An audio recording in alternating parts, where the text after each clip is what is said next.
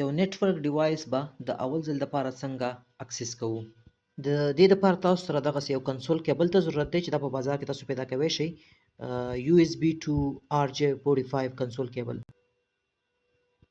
دغه RJ45 چې کوم سایټ دی دا به تاسو راوړئ او د ډیوایس په کنسول پورټ کې به یې پلګ کړئ.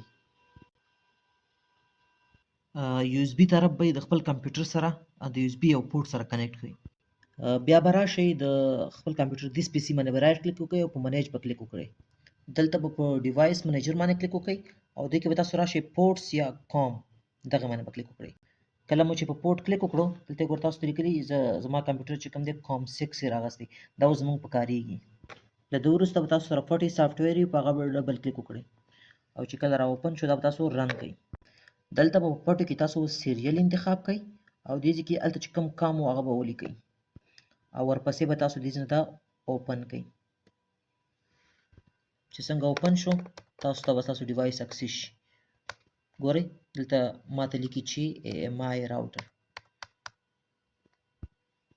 بس ستاسو خپل ډیوایس اکسس شو. له دې وروسته تاسو نور خپل کمانډونه اکزیکیوټ کولی شئ.